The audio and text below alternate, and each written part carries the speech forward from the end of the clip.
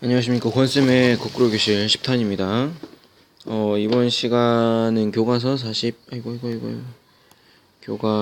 41쪽부터 43쪽까지의 내용에 대해서 공부를 해보도록 하겠습니다.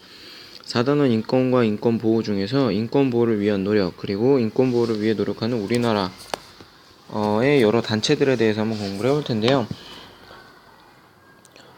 사실 이 부분은 이론적으로 아는 것보다는 여러분들이 감정적으로 느끼는 게 중요하다라고 생각을 합니다. 그래서 선생님이 동영상 링크를 많이 걸어놨으니까 한번 보시고 수업 시간에도 볼 수 있도록 합시다.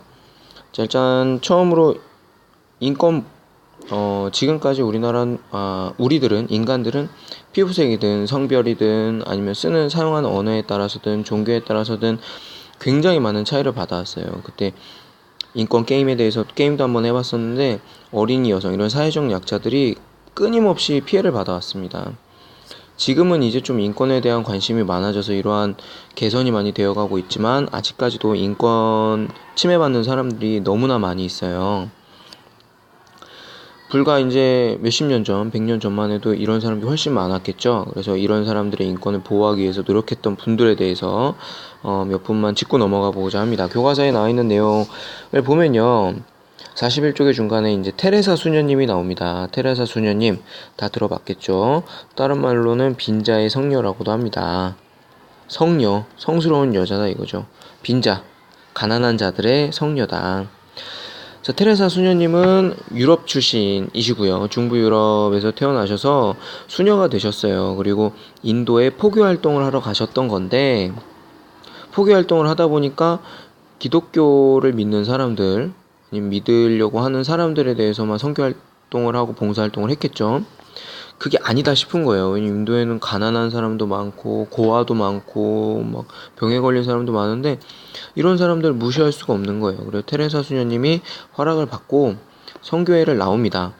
나와서 사랑의 선교 수녀회라는 걸 만들죠. 먼저 이걸 만든 건 아니지만 일단 나와서 봉사활동을 하시면서 사랑의 선교 수녀회란 걸 만듭니다.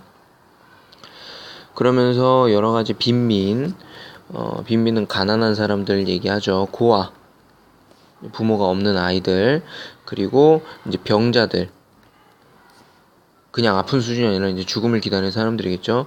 그리고 뭐 한센병 환자, 여기서 한센병 환자, 이런 분들을 위해서 죽을 때까지 본인의 그런 이익이나 이런 건 전혀 상관없이 죽을 때까지 헌신하고 봉사하다가 돌아가셨습니다. 그것도 본인의 나라인 유럽 사람들을 위해서 한 것도 아니고 기독교인도 아니고 종교 이런 거 다 상관없이 무조건 도움이 필요한 사람들에게 손을 내밀어준 굉장히 훌륭하신 분이죠. 자, 여기서 이 한센병이 뭔지 모르는 친구들이 있을 텐데요. 뭐 다른 말로는 나병, 우리나라에서는 이제 문둥병 뭐 이런 식으로 불려져 왔는데 사실 이거는 좋은 표현은 아니에요. 왜냐면은 여기에는 차별과 편견의 의미가 내포가 돼 있거든요. 편견, 차별, 이 사람들을 모아서 따로 마을을 만든 거예요. 왜? 외형적으로 한센병 환자들은 피부염이 발생하기 때문에 외형적으로 보기가 안 좋거든요. 그리고 이게 전염성이 있어요. 근데 전염성이 막 감기처럼 전염되는 게 아니라 굉장히 장기간 접촉해야 전염이 되는 건데 그런 것도 모르고 이제 외형적으로 그렇다는 이유만으로 차별과 편견의 대상이 되어 왔습니다. 그래서 지금은 이런 말을 사용하지 않고요. 한센병이란 말로 사용을 하고 있으니까 여러분들도 실수하는 일이 없도록 하세요. 대표적인 게 이제 한센병 환자들이 모여있는 곳이 우리나라 같은 경우에 소록도라는 곳인데 지금 거기 많은 분들이 봉사활동을 하세요. 그러면 전염되지 않냐 그런 생각할 수 있는데 이제는 한센병은 약 먹고 하면은 치료가 가능한 병이고요. 그리고 소록도에 계신 분들은 이미 그 장기간의 치료로 인해서 전염성을 상실했기 때문에 전염의 위험이 전혀 없습니다. 그러니까 여러분들도 오해하시지 마시기 바랍니다. 자, 마틴 루터킹 목사가 나오시는데 이분은 흑인이에요.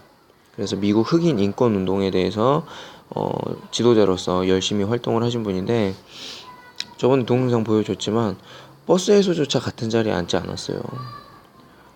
그래서 뭐 그것뿐만 아니라 생활 전반에 있어서 차별이 엄청 났겠죠. 자, 이런 흑인 민족들에 대한 차별, 인종차별이죠. 인종차별에 대해서 마틴 루터킹 목사가 앞장서서 운동을 하셨습니다. 근데 여기 중요한 거는 폭력적으로 시위를 한 게 아니라 비폭력 운동을 이렇게 실시를 한 거죠. 그래서 바로 단기간에 효과를 보지 못했지만 굉장히 오랜 시간 끊임없이 노력을 하면서 지금처럼 인종차별에 대해서 많이 없어졌다. 그리고 흑인들의 인권이 많이 신장됐다라는 겁니다. 이런 분들에 의해서. 이분들 모두 노벨 평화상을 수상을 하셨습니다. 자, 이렇게 사실은 근데 개인이 인권 신장을 위해서 노력하는 게 쉬운 일은 아니에요. 개인은 힘이 약하잖아요. 그래서 전 세계인들의 인권을 보호하기 위해서 노력하는 기구나 단체들이 굉장히 많이 있습니다. 대표적인 단체가 국제 엠네스티라는 단체인데요. 선생님이 클래스팅에 링크를 걸어놨으니까 동영상 한번 50주년인가 60주년 기념 영상이니까 그걸 한번 보도록 합시다. 전 세계적으로 인권 탄압을 받고 있는 그런 지역들에 대해서 탄원 편지를 쓴다거나 세미나, 그러니까 교육 활동을 한다거나 언론 활동을 한다거나 거리 행진, 모금 활동 등을 통해서 인권 침해 사례를 조사하고 인권 침해를 중단시키는 일을 합니다. 근데 여기도 노벨 평화상, 유엔 인권상 등을 수상을 했습니다. 우리나라에서는 김대중 전 대통령께서 고문당하고 이렇게 강제로 수용이 됐을 때도 이 엠네스티에서 탄원 활동을 했어요. 자, 여기 보면은 여러 가지 단체들에 대해서 나오는데요. 국가인권위원회, 국민권익위원회, 헌법재판소, 언론중재위원회 등이 있습니다.